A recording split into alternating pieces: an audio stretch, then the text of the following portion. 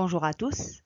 Après avoir vu les différents concepts de Meurice, de l'entité, de l'identifiant, de la propriété, etc., nous allons maintenant étudier la notion de relation du modèle conceptuel de données. On parle généralement de relation, mais aussi d'association. C'est une correspondance entre deux ou plusieurs entités. Elle exprime un lien entre deux types d'objets. Chaque relation ou chaque association entre deux entités possède un nom, généralement un verbe à l'infinitif. Elle n'a pas d'identifiant propre. Elle est implicitement identifiée par les identifiants des deux entités auxquelles elle est liée. Nous distinguons deux types de relations, les relations binaires et les relations ternaires. Commençons à étudier ce modèle conceptuel de données selon sa vue principale, qui est schématisé par deux entités, l'entité enseignant et l'entité cours. L'entité enseignant, elle est représentée par l'identifiant numéro de l'enseignant et par les propriétés nom et prénom. L'entité cours, elle est représentée par l'identifiant numéro du cours et par les propriétés titre et filière. Nous remarquons que les deux entités sont reliées par une relation ou une association qui est enseignée.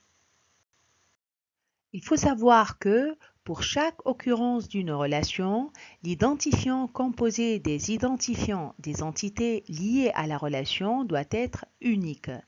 Donc, on va avoir un même identifiant pour l'enseignant 1 qui est A001 pour l'occurrence de cours. Et on va avoir un identifiant A002 pour l'enseignant 3 qui va donner le cours 3. Une relation peut être dotée d'un attribut ou d'une propriété. Un enseignant peut assurer dans son cours ou dans son cours intégré aussi bien des cours que des travaux dirigés ou des présentations ou des simulations ou des jeux de rôle.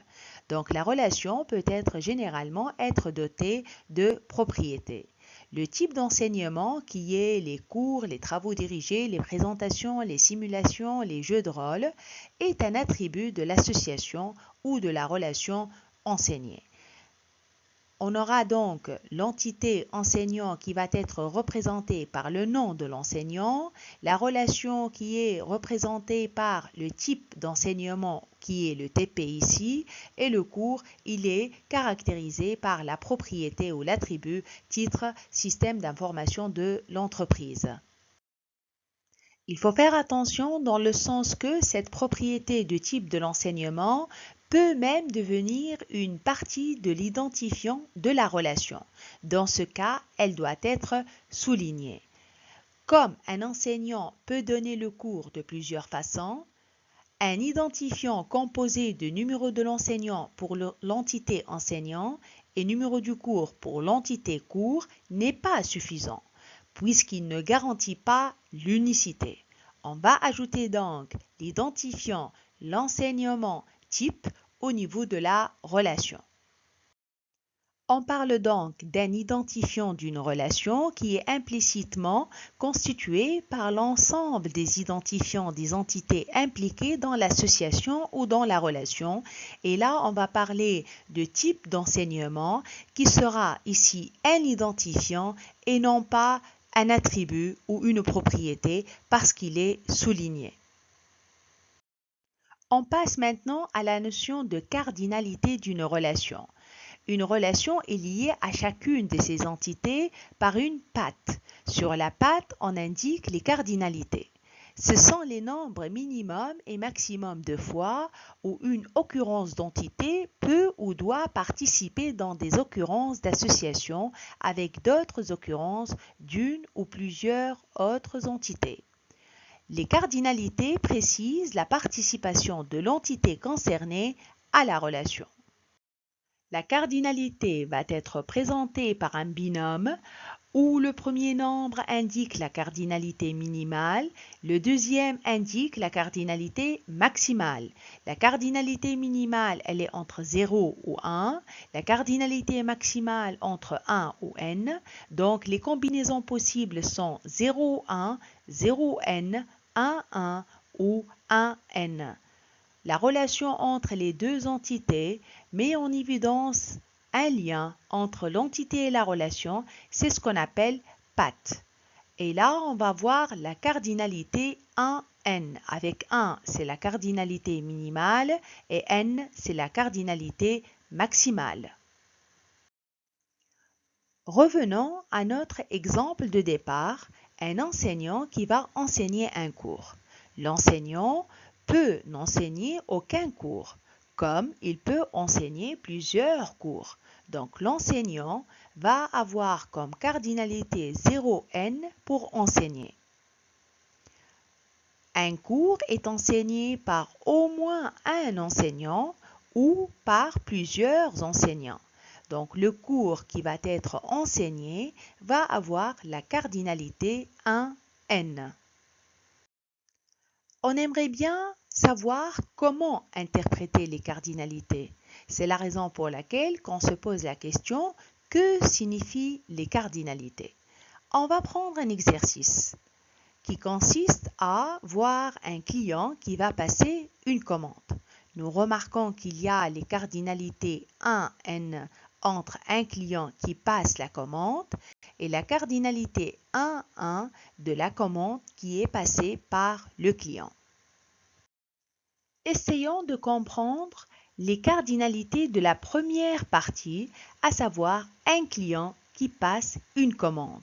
Nous remarquons donc qu'entre l'entité client et la relation passée, nous avons une cardinalité minimale est égale à 1, ce qui veut dire que chaque client passe au moins une commande, et une cardinalité maximale est égale à n, ce qui veut dire que chaque client peut passer plusieurs commandes. On va maintenant interpréter la partie des commandes qui sont passées par les clients. Dans ce cadre-là, nous remarquons que l'entité commande et la relation passée, nous avons une cardinalité minimale est égale à 1. Donc chaque commande est passée par au moins un client. La cardinalité maximale est égale aussi à 1. Donc chaque commande est passée au maximum par un client. Essayons de résumer les relations. De façon générale, on peut dire que la cardinalité minimale exprime le nombre minimum de fois qu'une occurrence d'une entité participe à une relation. Cette cardinalité est généralement égale à 0 ou 1. Dans ce sens-là, la cardinalité minimale est égale à 0. Certaines occurrences de l'entité ne participent pas à la relation. La cardinalité minimale est égale à 1. Chaque occurrence de l'entité participe au moins une fois à la relation. D'une façon générale aussi, on parle de la cardinalité maximale qui va exprimer le nombre maximum de fois qu'une occurrence d'une entité participe à une relation. Cette cardinalité vaut souvent 1 ou n, avec n indiquant bien sûr une valeur qui est supérieure à 1, mais qui n'est pas connue a priori. Dans ce cadre-là, la cardinalité maximale est égale à 1. Chaque occurrence de l'entité va participer au maximum une seule fois à la relation et la cardinalité maximale est égale à n, c'est-à-dire que chaque occurrence de l'entité peut participer plusieurs fois à la relation. Nous avons pris donc deux cas de relation. Pour les deux cas suivants, on peut affirmer qu'une commande est toujours passée par au moins un client. Une commande est également passée au maximum par un client. La commande est donc toujours passée par un et un seul client. On a pu donc affirmer dans le cadre de l'exemple qu'une commande est toujours passée par au moins un client et qu'une commande est également passée au maximum par un client. C'est au niveau des cardinalités minimales et cardinalités maximales. Donc la commande est donc toujours passée par un et un seul client. Un client donc passe au moins une commande, au maximum plusieurs commandes. Mais où sont les clients qui ne passent pas des commandes? Cette modélisation n'a pas tenu compte des clients qui ne passent aucune commande. Un client est uniquement considéré comme tel s'il passe au moins une commande. Si on va schématiser le scénario où il n'y aura aucune commande passée par le client, donc on va avoir la cardinalité 0n, c'est-à-dire un client peut passer aucune commande et au maximum plusieurs commandes. Cette modélisation tient compte des clients qui ne passent aucune commande. La question maintenant, est-ce que c'est une modélisation correcte? La réponse est non, parce que un client est uniquement considéré comme tel s'il passe au moins une commande. Donc, la cardinalité doit être égale à n. On parle aussi de la dépendance et l'indépendance de l'entité. On peut dire qu'une entité est indépendante par rapport à une relation lorsque sa cardinalité minimale vaut 0 et elle est dépendante par rapport à une relation lorsque sa cardinalité minimale vaut 1. Dans ce cadre-là, on pourra dire que une relation ne peut être liée uniquement à des entités dépendantes ayant en plus une cardinalité maximale de 1. C'est-à-dire, on ne pourra pas avoir un client qui va disposer au moins d'une carte mentale et qui va disposer aussi au maximum de plusieurs cartes mentales. Donc la cardinalité 1-1 entre le client qui va disposer des cartes mentales est une cardinalité fausse. Au niveau de l'étude des propriétés d'une relation, il faut savoir qu'une relation à cardinalité 1-1 n'est jamais porteuse de propriétés. Dans ce cas, les propriétés vont migrer dans l'entité portant cette cardinalité 1-1. Cette modélisation n'est pas correcte parce que finalement, on va voir la relation qui est attribuée par une propriété de la date de création. Donc, il faut que chaque carte ne possède qu'une seule date de création, ce qui fait que la propriété date de création n'est pas dans la relation. Elle doit migrer dans l'entité carte membre. Donc, on aura une modélisation correcte.